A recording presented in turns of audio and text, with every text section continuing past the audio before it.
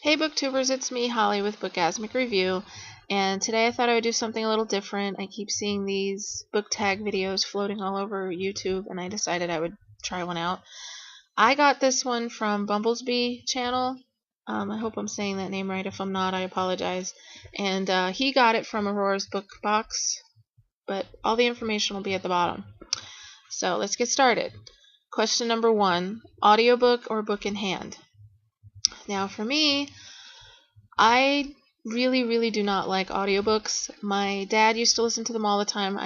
I primarily got my love of reading from both my parents, but especially my dad. And he used to always listen to audiobooks, and I know with very few exceptions, the narrator's voice would usually get on my nerves. So I much prefer reading the actual book myself. Question 2, softcover or hardback? Depends on my mood. I know most people love their hardbacks, and especially if you're collecting books, it's always nice to have the hardback edition, but just for like comfort in actually reading the book, I usually prefer softback. But like I said, especially if it's like a big clunky book, I much prefer like the softback. But I know I'm in the minority with that. Okay, question 3, fiction or nonfiction? I'm definitely a fiction girl. I have read some nonfiction books and some historical books and a few biographies and that kind of stuff, but I definitely enjoy losing myself in a good fictional story.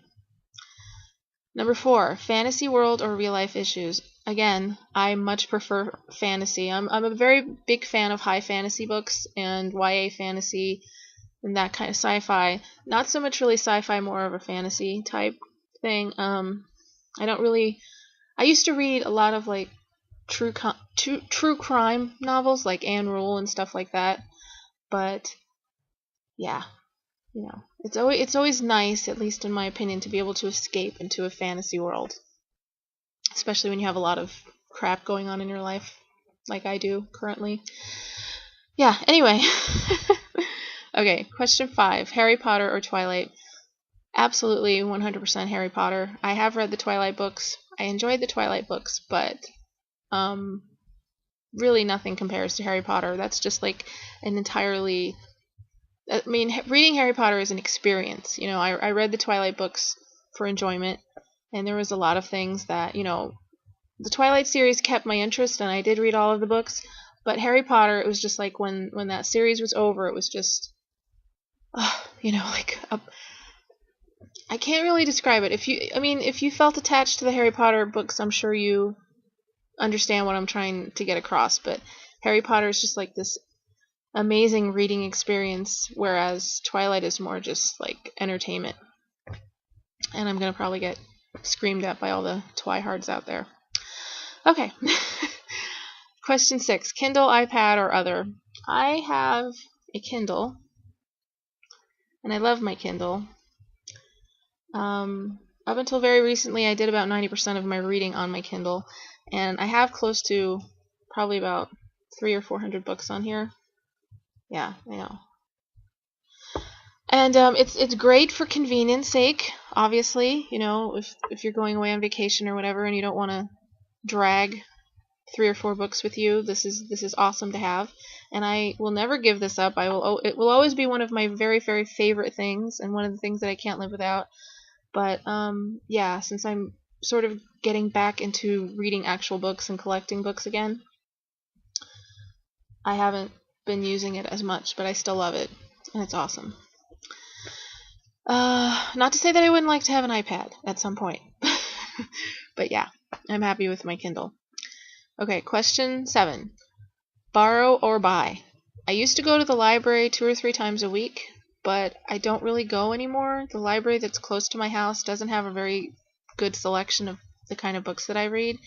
They have a tiny YA section, and it's mostly, the clientele are mostly elderly people, so yeah, they don't really have a very good selection of the books that I read. So I have been buying a lot of books, and spending way too much money lately, especially. Yeah, so but especially since I'm getting back into collecting books again, yeah, so I primarily buy. Number 8, bookstore or online? Well, until last week, or a couple weeks ago, when I discovered that we had a brand new bookstore in town, I had no really choice except to buy books online, because since the borders closed, the only places that I could really find books were Walmart and Target, and I try to avoid both places like the plague. But yeah, and actually Books A Million, which is the local bookstore, you still end up saving money if you buy online, especially if you're in their Millionaires Club, because the books are discounted, plus you get free express shipping, and they give you coupons all the time, so probably online. Even though, and I tend to spend less money if I buy online, because then I'm just ordering specific things, whereas if I'm in the actual store, I'll see this book or that book or whatever that I have to buy, and I end up spending twice as much as I intended. Question 9. Tell me one time or total trilogy. That's a hard question, actually. Usually I like a continuous story, because some of my favorite books, I've said this a million times already, are like the Mortal Instruments and the Infernal Devices series, and now the Wolves of Mercy Falls series. But one of my pet peeves is having to wait like a year between books. That really irritates me. So on the one hand, it's really good to have a standalone novel that you just really love. Like, for example, one of my favorite books of 2011 was The Space Between by Brenna Yovanoff. That was a perfect book, literally from beginning to end, completely perfect, and it was a standalone novel. Her previous book to that was called The Replacement, which was also a standalone novel, and both books were perfect. Not to say that I wouldn't have loved to have gotten a couple of other books with the same characters, but still. I guess it really depends on my mood.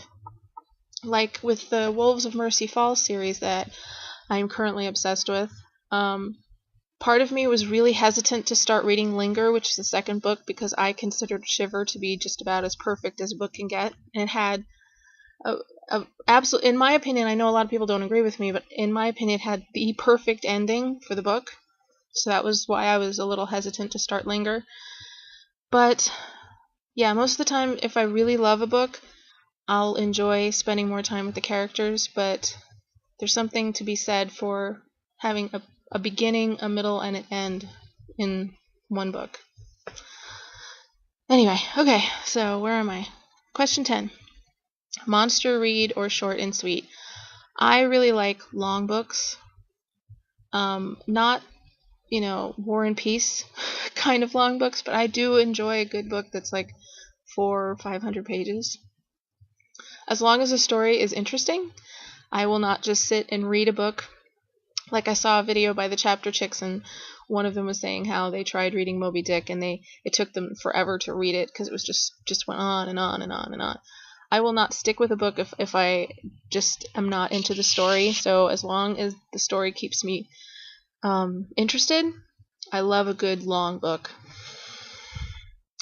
Okay, number 11. Starry-eyed romance or full of action? Again, this sort of just depends on my mood. I have read romance novels in the past. I do like a good, one of my little guilty pleasures is a good historical romance by Elizabeth Hoyt or Courtney Milan. But mostly I like a lot of action, because some of my other favorite authors are like Jim Butcher and Isaac Marion and Michael Nelson, not Michael Nelson, Michael Sullivan,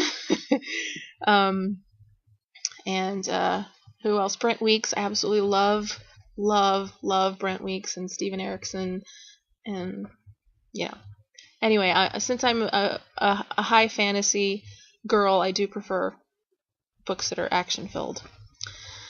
Okay, number 12. Curl up in your Snuggie or bathe in the sun. Yeah, I'm a homebody, so I prefer just to stay home and read.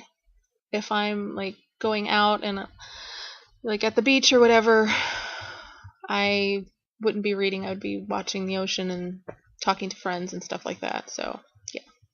Number 13. Hot chocolate or latte? I don't like coffee, so definitely hot chocolate.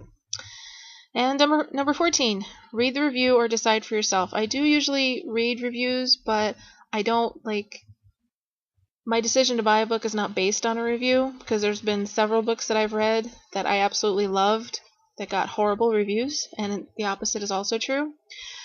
I read a book called The Unbecoming of Myra Dyer, I think is how you say it. Yeah, The Unbecoming of Mara Dyer, whatever. Anyway, I can't tell you how many people recommended me to read this book and said how it was fabulous and wonderful, and to me, it was one of the worst books I have ever read in my life. So you can't always trust what other people think. You have to make up your mind yourself. So, yeah. Okay, so that's all the questions, and that was fun. I know it kind of seemed a little scatterbrained, but then that's just my personality. Anyway, yeah, so all the information is in the info section, and feel free to do the tag as well, and I will talk to you guys later, so happy reading!